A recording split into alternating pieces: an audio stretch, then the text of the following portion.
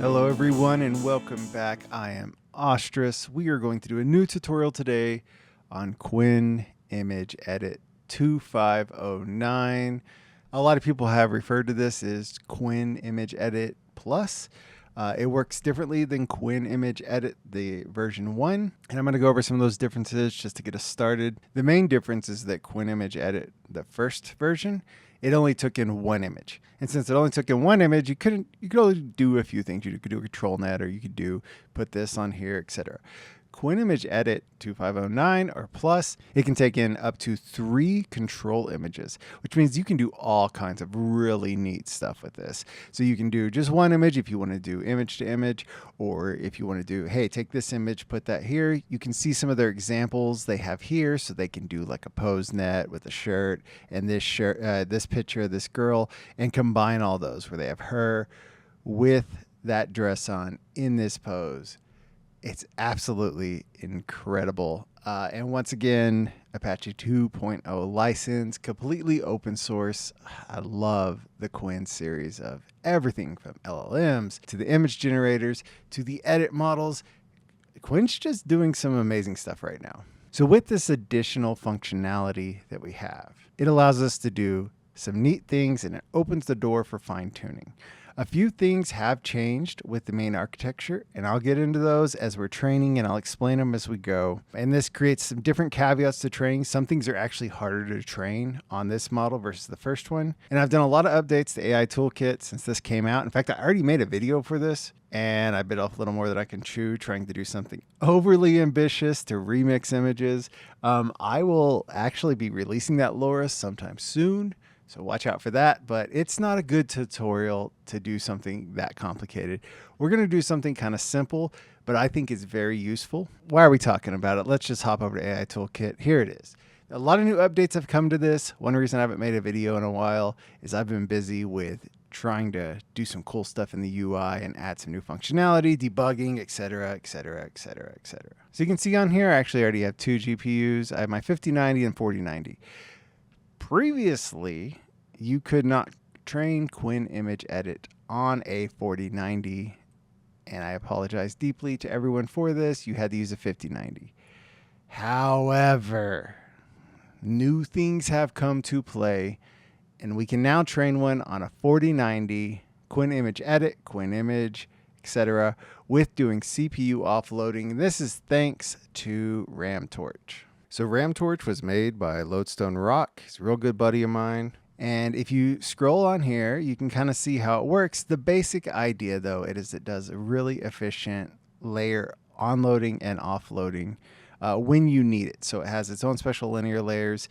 And so when it's ready to use the model, it has all the model weights stored on the CPU or on your computer RAM, loads them up, runs your layer, and then deletes the weights off the GPU, and they stay on the CPU. I had to do a few adjustments to this just to make it work with quantization, but for the most part, I mean, it's exactly RamTorch. All the accolades and all that go to Lodestone for this ability. Let's come back over to AI Toolkit. Even though I have a 4090 and a 5090, I'd probably be better off to train it on this 5090, but we're going to do it on a 4090 to show you how this works. And you needed a lot of CPU RAM for this because it stores everything on the CPU RAM. You're going to want over 64 gigs of CPU RAM probably. So the good thing is CPU RAM is cheap to upgrade. Trying to get a 5090 is not. Let's go to datasets, and then we'll talk about what we're building here. I'm going to make 3 datasets to store my controls and everything else. This one's just going to be called shirt target. Let's go ahead and go back. We're going to make all of them. Then we're going to have shirt design, and then shirt person. All right, we'll do control. Perfect. Now let's open all these in a new tab. Okay, so we have shirt control, shirt target, shirt design.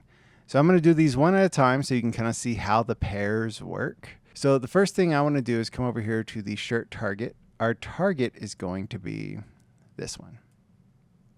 I'll just do one, and then I'll run through them all later. So this is just a guy. He's wearing this Bumblebee shirt. AI Toolkit was originally going to be called Bumblebee Tuner, but I didn't want to rebrand the name, so here we are. That's an old logo. For the control, it's the same image of this guy, but he does not have that design on his shirt. A while back, I had a script to do this. I made something my wife and I went through. We were doing a startup and it was going to automatically train your design on the shirts. All this, you're going to have to have a whole LoRA for it and all this kind of stuff. We're basically going to do that whole startup today and save a lot of time. And then we can come over to the design. So we have the guy, we have him with the design, and then we actually have the design. So on this, I did just a gray background. For the generation script, it actually used a PNG. Basically what we're going to do is we are going to feed this image in, and we're going to feed this one as a secondary control, because these don't have to match. That's the cool thing about Qwen Image Edit, is they don't have to match the same aspect ratios at all, even to the image you're generating. So we're going to feed in this shirt, this. We're going to say, put it on that guy, put the design on his shirt, and you end up with this. It'll put that design on that guy's shirt. All right, I'm going to go ahead and dump all my images in here and we kind of look at them. I just wanted you to be able to see the pairs. All right, perfect. So we have the different pairs. What I've done is for each design, I only have 6 designs. Basically how it works is we're going to feed in these images as a control. And then we're going to say, feed in our designs. One thing I've done on here, I couldn't do it to this one because it has black and white, but on these other ones, I have it where it's like a hamburger and then just a black background, gray background, white background. This is just so it can be a little more flexible because, you know, if you have a white design you want to put on, you need to put it on a gray or black background. If you have a gray design, etc. You know, so I wanted to have a little more functionality there. I couldn't do it on this one because it's black and white, so I just did gray. And then we have just a few images I've generated on here. Like this is one of my test images I use a lot. And then this is when I was actually doing this project, I made this to map out everything on the original t-shirt script.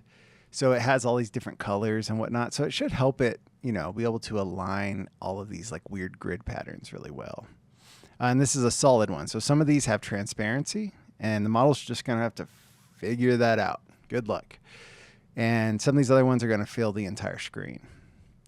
And then there's this awesome guy working remotely in his tent in the snow. Then the logo for another company I started a while back called Yeti Bear. And these are all the designs. This one I have the blacks on it too. So we'll have all these people. A lot of them are repeats, but they'll have a different design on their shirt. You can tell a lot of the same people. And then they come over and they have the design. So you have, you know, the hamburger, it has the bumblebee, hamburger, bumblebee.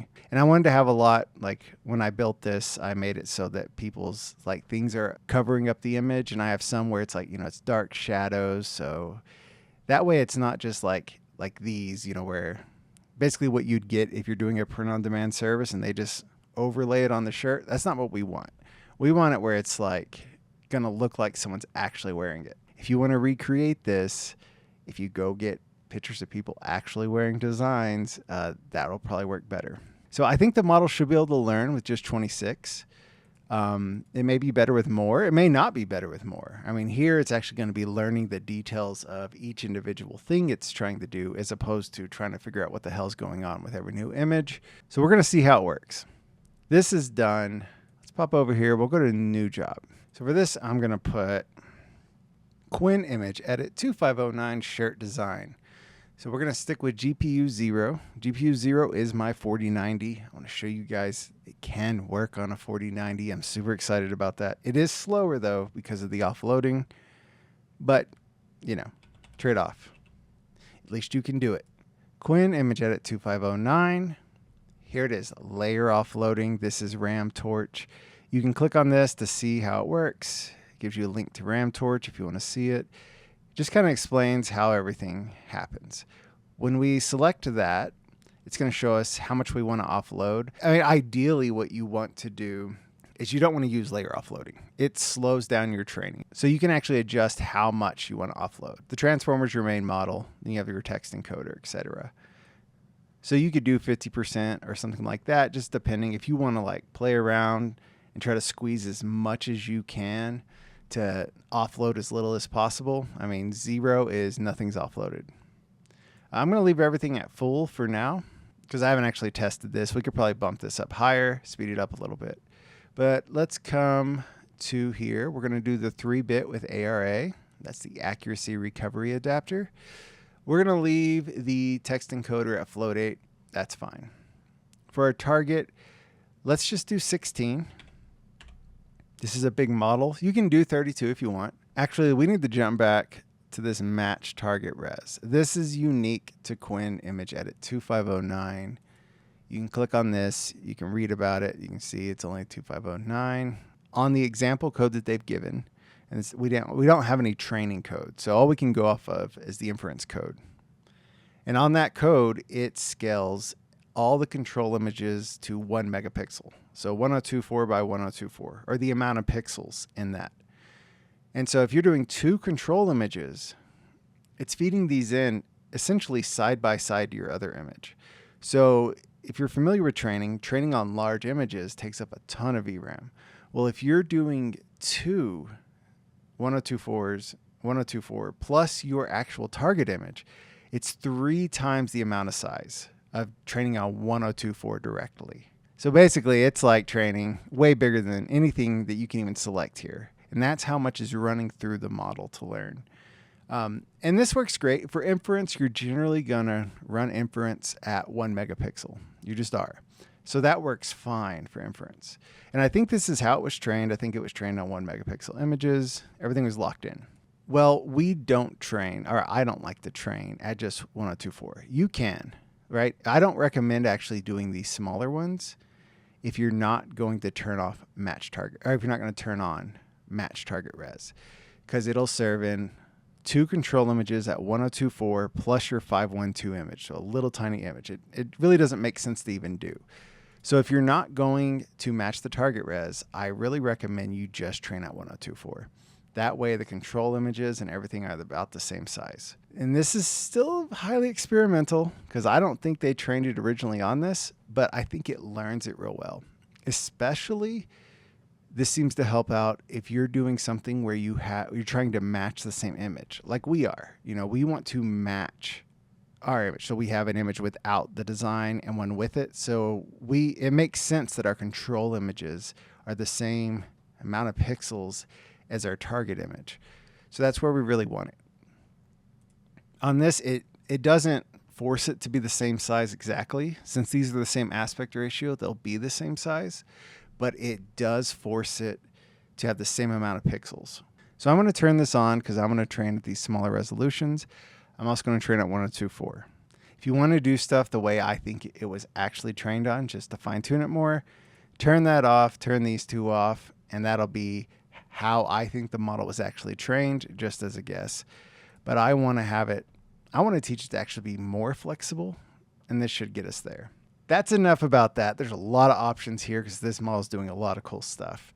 Although it's only 2 toggles, but there's a lot going on with that you need to know. 3,000 steps is probably fine. I'm going to bump it to 5,000 just because I don't want it to stop on me in the middle of the night and have to resume it. I like to always throw in a little extra. All this stuff should be good. We want to cache the text embeddings. Now, we did not caption them, but we'll add some default captions down here. We don't need any of the other stuff. So for this one, we're doing shirt. So we have shirt target. And so for our target, we're just going to put this design on their shirt. For this, so we're going to, first I want to feed in, the order matters. If I feed in the wrong order here versus my samples, that's not going to work good. So for the first one, I want to do the actual, the control. So our control is our person, right? So we're going to have the target and our control. These match on a pixel perfect level except for our changes. And then for our control data set 2, we're going to do our design.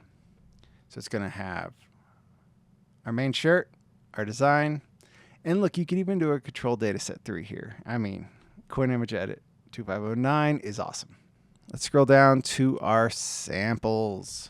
For the samples, I'm only going to do 5. Do as many as you want. Just keep in mind, samples take time.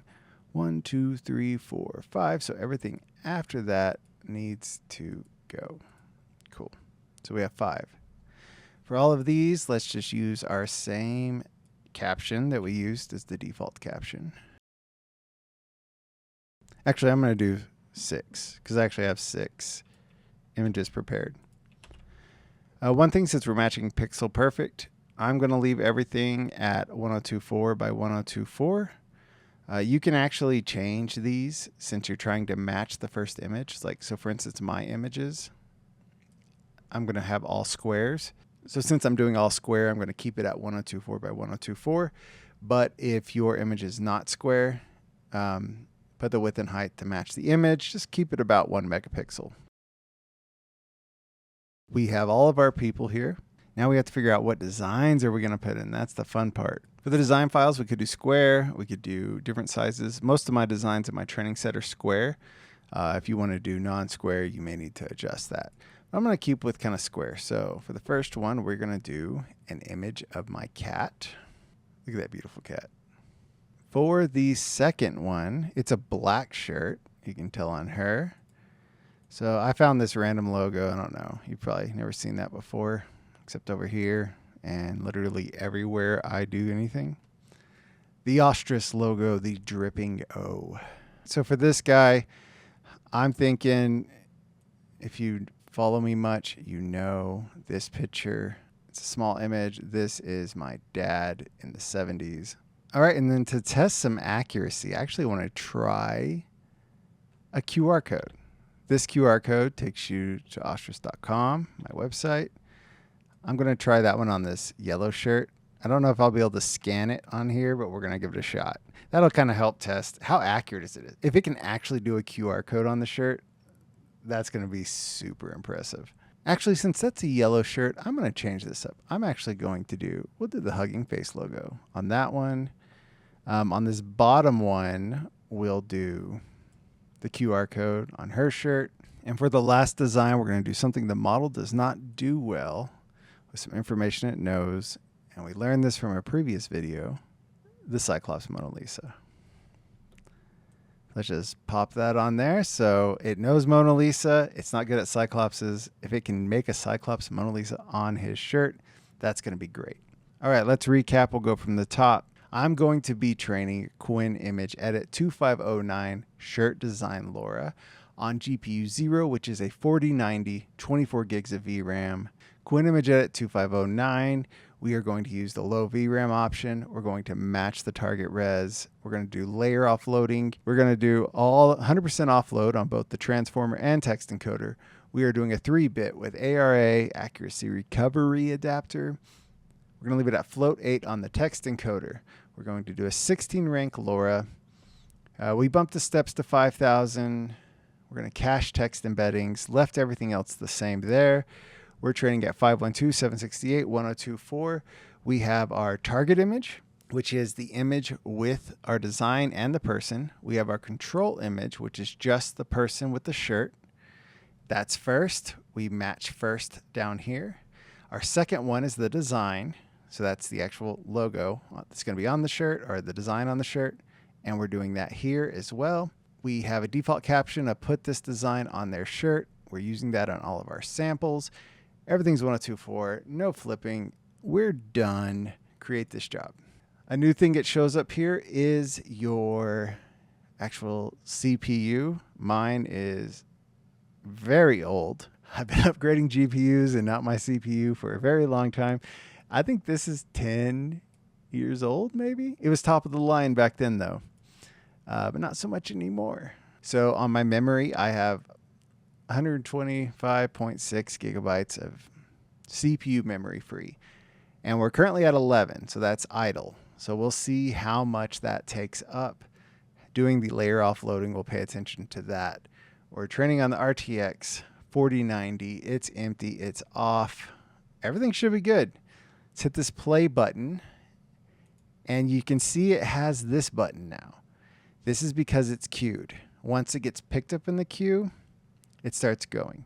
If you want to see the queues, you can come over to your dashboard or your training queue. If you have any running, if you don't have anything running, it won't show these. So here, my RTX 5090, it's not running. There's nothing queued. It's just stopped. The Then we have our 4090. We have one job queued. So if we wanted to, we could go and queue up like 5 other things and then go out of town for the weekend, assuming it didn't crash, which hopefully it doesn't. But if you're training the same LoRA on like a lot of different people or a lot of different, same kind of concept using the same settings, you should be fine. Just throw a ton of them in here, go on vacation, come back and act like you worked through the whole thing if this is what you do for a living. So that we can come back here, click on that. It's quantizing all the transformer.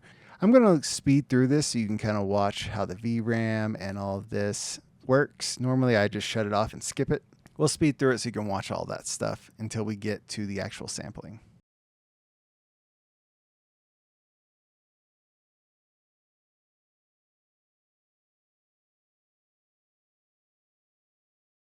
We are now generating samples, even in the sample generation process. So our VRAM is staying real low. I mean, that's pretty impressive. 8.4 gigabytes of VRAM.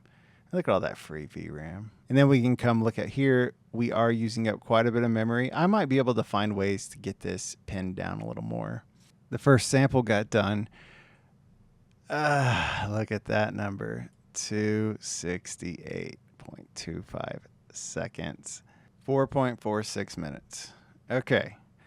It's slow, but we still have some room here.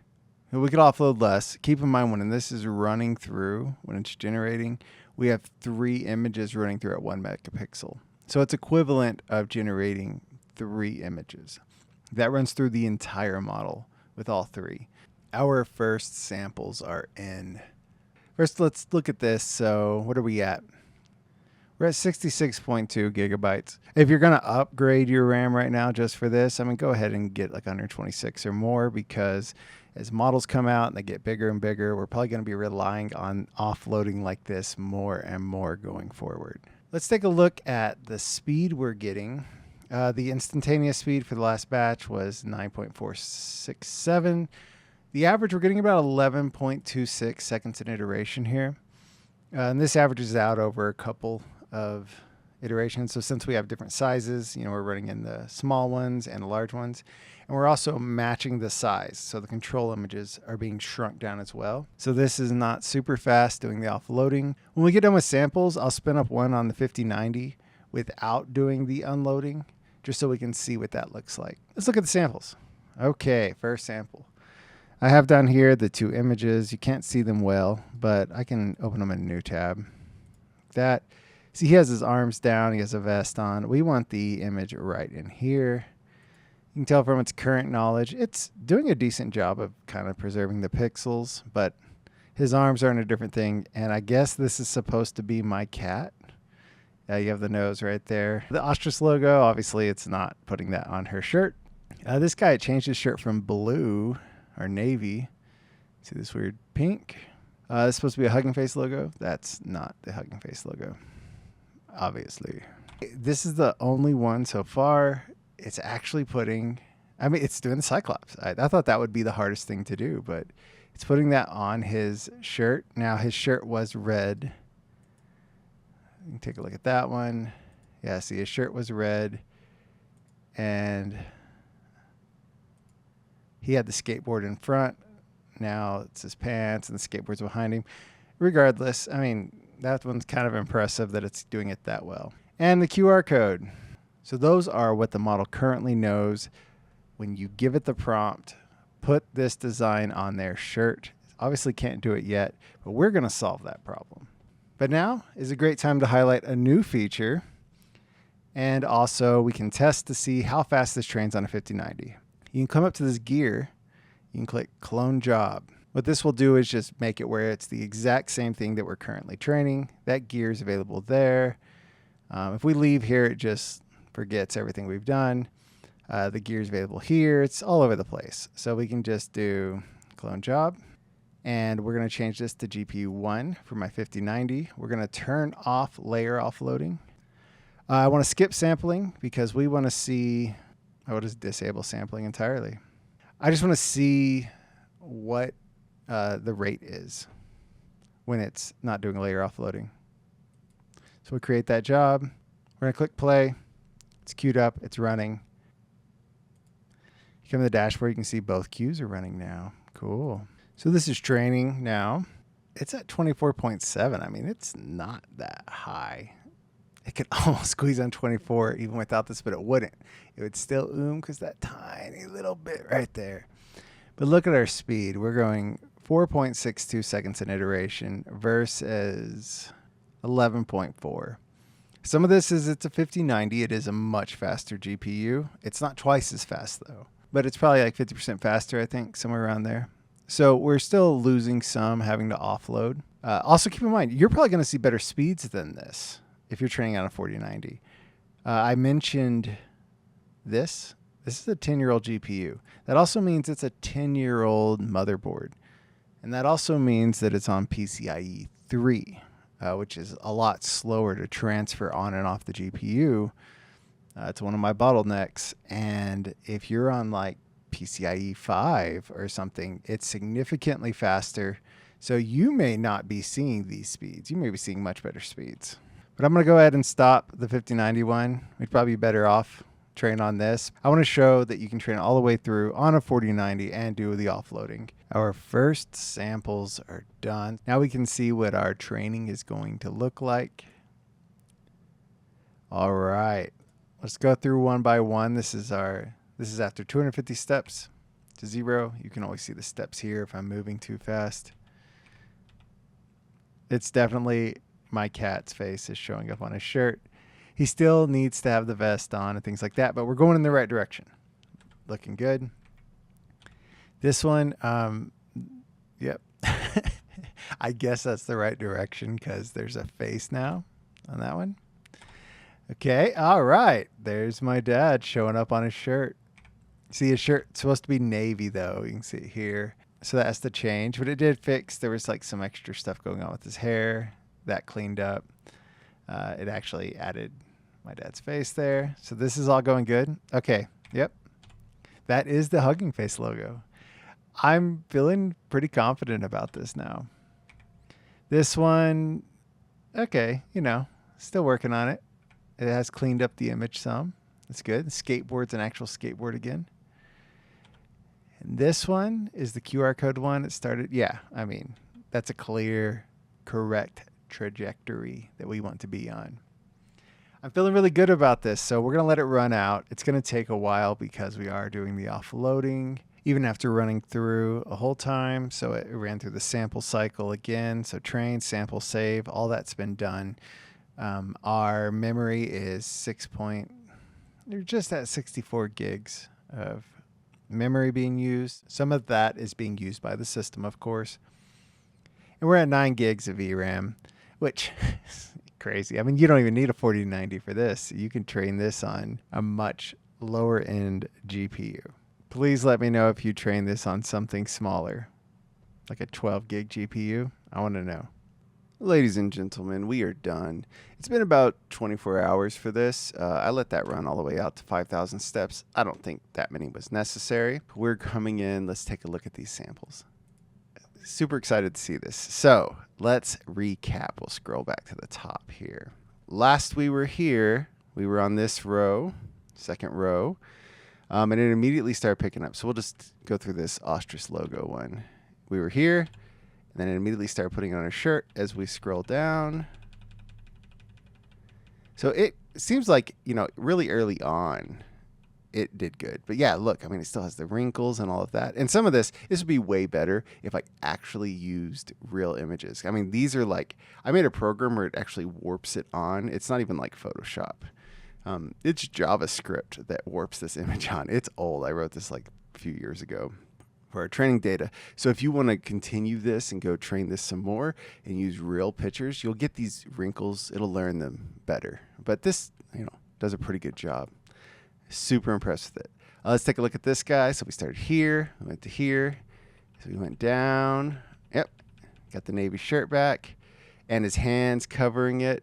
That shadow doesn't look perfect, but again, that's how my training data looks. So it matches the training data perfectly. Nice. And we just scroll down, take a look at all of them. So our final ones we have, let's go to the beginning.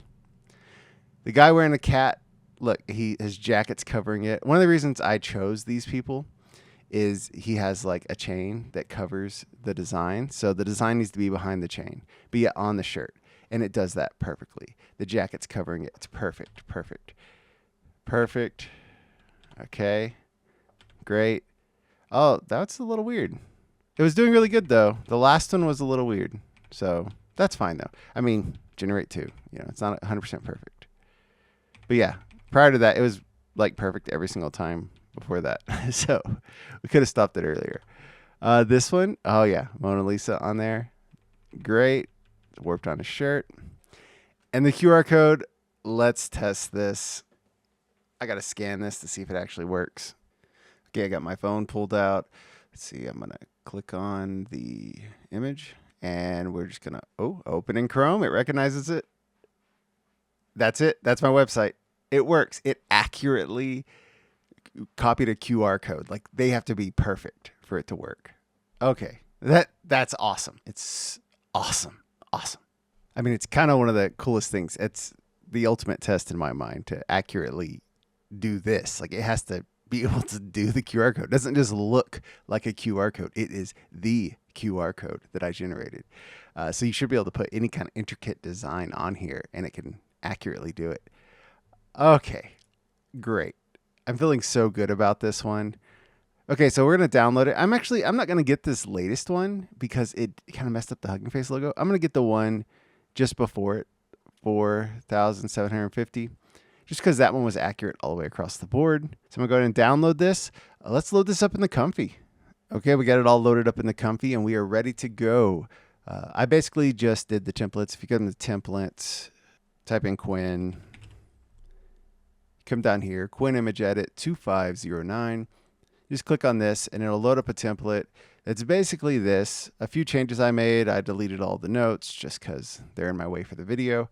And I know them already. But on the LoRA, it has a 4-step LoRA here. I changed this out for our LoRA that we just trained. You can see Qwen Image Edit 2509 shirt design. So that's our LoRA now. Since we don't have the 4-step LoRA, I bumped it up to 25 steps on that. And I'm putting the CFG around 3.3. For the prompt, we're doing put this design on this shirt. We're not going to do a negative prompt.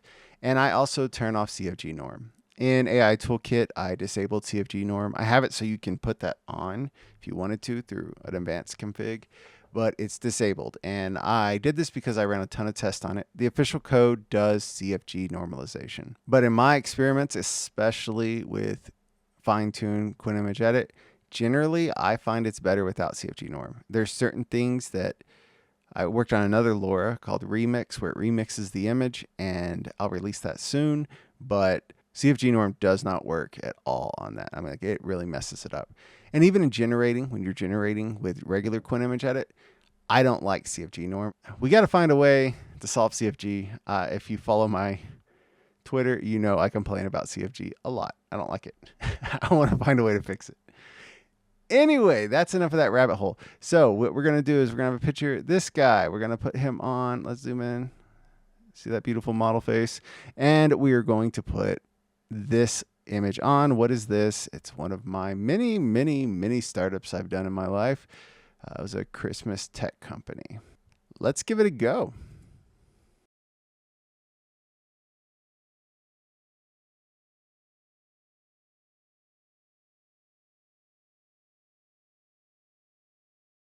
Nice. Kept his shirt, kept the lighting, has the logo on the shirt. It looks fantastic.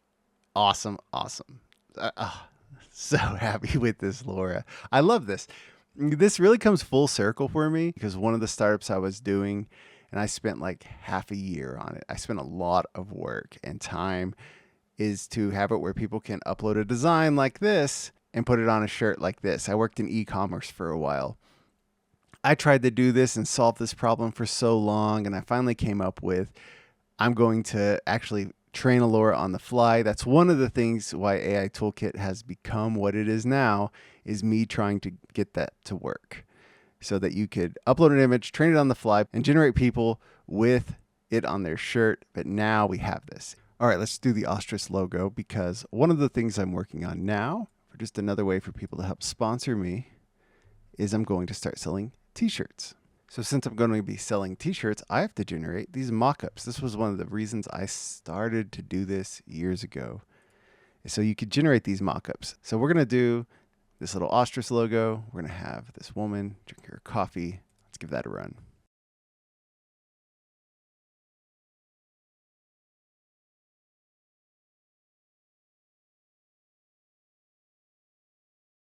Oh my gosh, it's so perfect. Look at that. I mean, it looks like she's wearing that shirt with ostrich on it. I love this. Just this being so full circle for me. It is such an inspirational thing. I'm super excited about it. All right, let's try this guy. And he's going to be wearing my support my work image. Now remember, we trained on all square, so we'll see how this does with a super wide image like this. I'm not sure what it's going to do.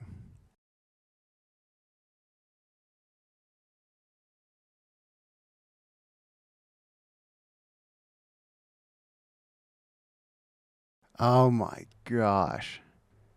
I can't believe it. I can't believe even the little text. I mean, a lot of this is going to be destroyed by the VA, but the fact it can do that. I mean, this image, that text is tiny. Find out more, ostrich.com/support. I cannot believe how well this works. I love this model. I love it. I love it so much. I'm so absolutely blown away by how good this model is. Incredible. That's how you can train a Qwen Image Edit 2509 LoRA on 4090, but also lower. I mean, you could train this on 12 gigs of VRAM, I think. You just need the CPU RAM for it. This should open the door. I mean, now you can train this on really low-end hardware. I can't wait to see what you guys can do with this model because it's incredible. If you found this video helpful or you found my work helpful, scroll down, hit that like button, hit the subscribe button on the YouTube. That helps me out so much on YouTube. And if you want to support my work even further, go check out ostrich.com/support. You can see here, you can support me on Patreon, GitHub sponsors, with PayPal directly. Keep your eyes out because I'm also going to be doing some merch. It's just a few things like some t-shirts and stuff. So that way you can actually get something for supporting me other than just knowing you're a better person than everyone else. But if you come down here, you can scroll down, you can see some of my current supporters. All of these people are what make all of my work and everything I do here, all these videos, everything. All of that is done because of all of these wonderful people who have selflessly given to me and my work to make AI Toolkit possible and make all of this possible. So thank you all so much. I appreciate it. That's it. I'll see you next time.